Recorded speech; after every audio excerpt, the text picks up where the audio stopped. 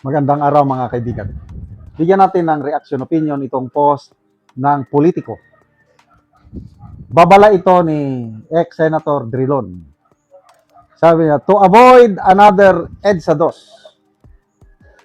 2, Drilon urges Marcos to authorize release of Sara Duterte's tax records. Former Senate President Franklin Drilon warned, babala na, the Senate Impeachment Court against allowing key evidence to remain under wraps, saying doing so would evoke memories of the controversial second envelope episode that helped trigger the 2001 EDSA People Power 2 uprising. So, meron ngayong controversial box, BIR box kung tawagin. Nasa loob yan ang tax records ni VP Inday Sara at I think kasama ang kanyang husband. So sa Committee on Justice Deliberation, dinala ang box dahil sinumpuan na ng mga kongresista ang BIR commissioner. Dinala, kaya lang nag-warning ang commissioner na bawal yan sa batas. Hindi niyo pwedeng i-open. So walang nagawang mga kongresista. Nagbotohan sila.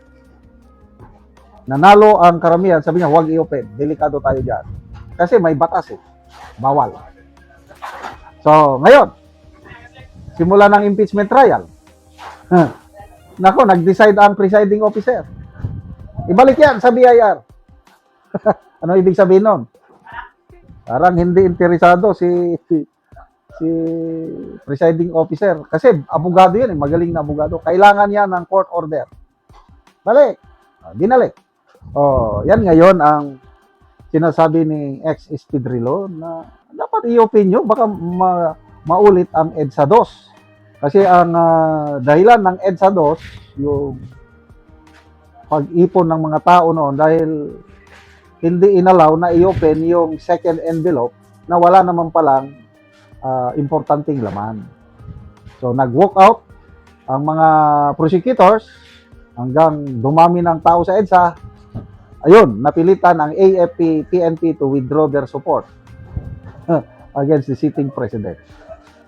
So, itong sinasabi ni ex-Senator Drilon is okay, granting. Granting na hindi i-open. Okay? Hindi i-authorize kasi authorize ang presidente na ma-open. Kaya hindi papayag ang impeachment court. Parang ganon. So magreklamo ang mga tao. Yan. Dadagsa ngayon ang mga tao sa EDSA. Unang tanong, gaano kadami? Kaya ba nilang mag-ipon ng kahit 500,000 lang? Kaya ba nila? I don't think so. Mahina na ang drawing power ng mga kakamping. Kahit pagsamahin mo pa yan, kakamping at saka Marcos loyalist magsama. Mag-protesta sila bakit hindi na-open yung box. O anong protesta nila? Tatanggalin ang Pangulo? Kasi nung EDSA 2, nagrally sila para tanggalin si Erap. O ngayon, magrarally sila para tanggalin ang Pangulong Marcos? Hindi pwede. Magrarally sila para tanggalin si BP? Hindi rin pwede. Kasi ongoing ang impeachment trial eh. Dapat hintayin nila ang resulta ng trial. Kaya malabo itong sinasabi ni Drilon na maulit ang EDSA 2. Yes, posible. Posible mag-rally, kaya lang hindi kasing dami ng EDSA 1 at EDSA 2. Baka hindi pa nga sila maka-generate ng 100,000. Postahan tayo, wala. But anyway, ang Pangulo is, sinerch ko na, under sa National Internal Revenue Law o Code. Pwede, isa lang exception yan, ang Pangulo legally authorized to order BIR to open the tax records. Pwede yun. Nasa batas. Tanong, papayag ba ang defense? Yes, papayag ang defense. No problem. Basta, sundin lang ang batas. Kasi ang nakalagay sa batas, pag i-open yun, dapat hindi live stream. Executive session. Ang makakaalam lang, makikita yung mga prosecutor, yung senator judges, sila lang makakita. Yun ang nasa batas. Bakit ganon? To protect financial record secrecy. Importante yan. Yung privacy rights ng mga tao. So, mayroon bang mapapatunayan na ill-gotten wealth kung ma-open ang tax record ni VP Sara? I don't think so. Kaya nga pumapayag ang defense na ma-open. Kaya kung may laman pa yon na delikado, ang defense papalag. Pwede, anytime, i-open. Basta, sundin ang batas na executive session. Kaya, nakakapagtaka itong si Drilon. Anyway, opinion niya lang yun. Kaya ako naman, opinion. Dilawan siya. Gusto niya na mawala. Opinion ko ito Gusto ni ex-SP Drilon na mawala si VP Sara sa political equation para mas malaking tsansa na manalo ang Dilawan candidate nila sa 2028. Ganun lang yan. As simple as that. So, sige. Bahalang Pangulo kung i-authorize niya. Kaya lang, wala silang mapapatunayan dyan dahil it is not enough. Tax records is not enough to prove ill-gotten wealth. Salamat mga kaibigan sa inyong pagsubaybay sa channel ito.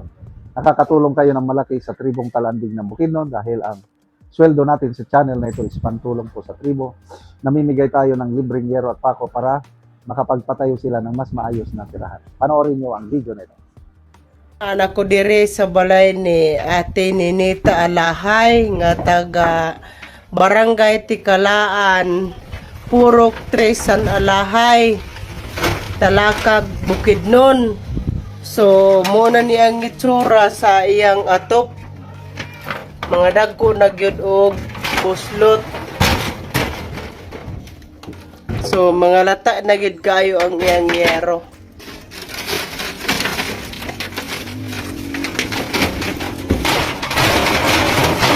So muna ni ang gihatag nga yero nga napulo nga digits nga ilang puli sa ilang atop karon.